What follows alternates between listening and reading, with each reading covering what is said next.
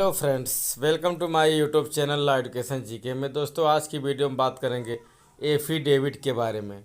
दोस्तों, एफिडेविट क्या होती है और एफिडेविट कहाँ दी जाती है और एफिडेविट कैसे बनवाएं, आज की वीडियो में बात करेंगे।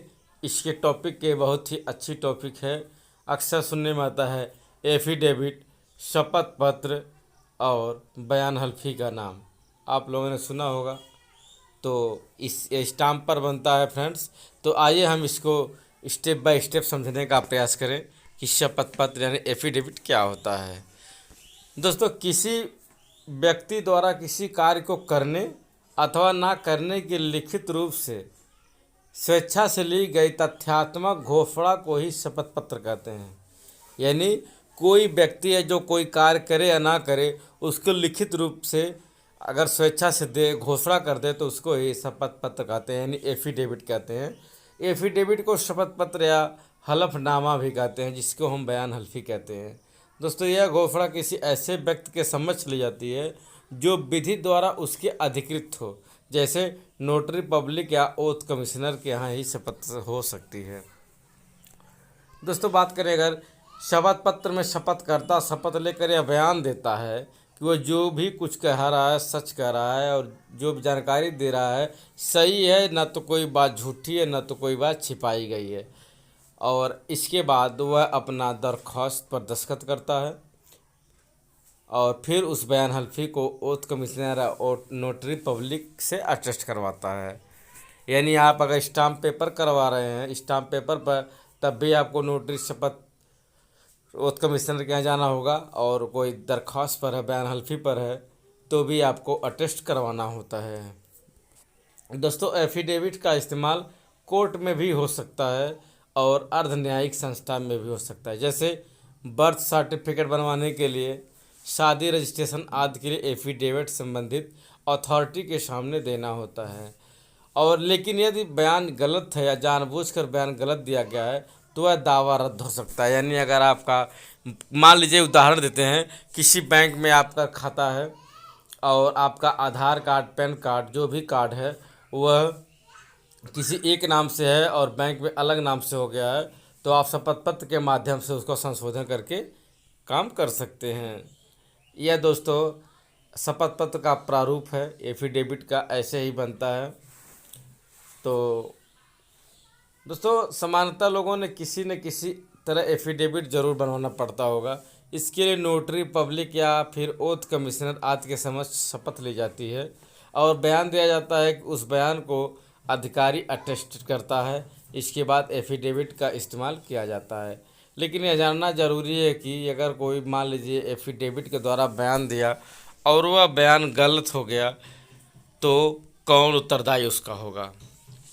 तो बात करें अगर गलत एफिडेविट देने पर सज़ा का कोई प्रावधान है। यदि कोई व्यक्ति जानबूझकर झूठा बयान देता है तो उसके खिलाफ कानूनी कार्रवाई की जा सकती है। एफिडेविट के बारे में यह माना जाता है कि वह पूरी तरह सही है, परंतु कोई व्यक्ति किसी और के बदले में एफिडेविट पर दस्तखत करता है और उसका गलत इस्तेमाल करता है, तो ऐसा करने वाले शख्स को आईपीसी की धारा 419 यानी पहचान बदल कर धोखा देने पर मुकदमा कायम हो सकता है। यानी मान लीजिए किसी और की बयान हल्फी है, शपथ पत्र है, और कोई दूसरा दस्तखत करके काम करता है, तो उसको 419 के तहत मुकदमा दर्ज किया जा सकता है। ओथ एक्ट 1969 के तहत यह निर्धारित किया गया है कि जो भी शपथ पत्र दिया गया है वह सच है। यदि किसी व्यक्ति द्वारा गलत शपथ पत्र अदालती कार्रवाई के दौरान पेश किया जाता है तो अदालत ऐसे व्यक्ति के खिलाफ अदालत में झूठा सबूत बयान पेश करने के मामले में मुकदमा चलाने का आदेश दे सकती है। बात अगर की जाए कि स्टाम्प पेपर की फ़ीस क्या होनी चाहिए, तो दोस्तों सभी राज्यों का अपना अपना स्टाम्प ड्यूटी एक्ट होता है। कारण सभी राज्यों में समान स्टाम्प फीस नहीं होती है। सामान्यतः 10 रुपये से लेकर 100 रुपये के स्टाम्प पेपर पर एफिडेविट तैयार होता है। अर्थात संबंधित अथॉरिटी की डिमांड के हिसाब से एफिडेविट के लिए स्टाम्प पेपर का इस्तेमाल किया जाता है। अगर भाषा की बात करें, भाषा क्या होनी चाहिए। एफिडेविट को इंग्लिश, हिंदी या अपने राज्य की भाषा में बनवाया जा सकता है, परंतु हाई कोर्ट तथा सुप्रीम कोर्ट में एफिडेविट सामान्यतः इंग्लिश में ही दिया जाता है। दोस्तों हलफनामा यानी बयान हल्फी यानी शपथ पत्र बनवाते समय किन बिंदुओं का ध्यान रखना चाहिए। पहला, यह पता करें कि बयान हल्फी प्रस्तुत करने के लिए आवश्यकता क्यों पड़ी। दूसरी, कोर्ट फीस की उचित राशि की पुष्टि की जानी चाहिए, यानी कितनी कोर्ट फीस इसमें लगनी चाहिए। और तीसरा है, प्रत्येक बिंदु की शपथ लेने के विषय वस्तु को अलग अलग पैरा में स्पष्ट रूप से लिखना चाहिए। हलफनामे की सामग्री के सत्यापन को निर्धारित तरीके से ठीक से सत्यापित कराना चाहिए। और लास्ट में शपथ पत्र का सत्यापन या तो शपथ आयुक्त द्वारा या तो नोटरी मजिस्ट्रेट द्वारा करवाना चाहिए। तो फ्रेंड्स, आज की वीडियो में आपने जाना कि शपथ पत्र क्या होता है, शपथ पत्र कैसे बनवाएं। तो आशा करते हैं वीडियो अच्छी लगी होगी। अगर वीडियो अच्छी लगे तो चैनल को जरूर सब्सक्राइब करें।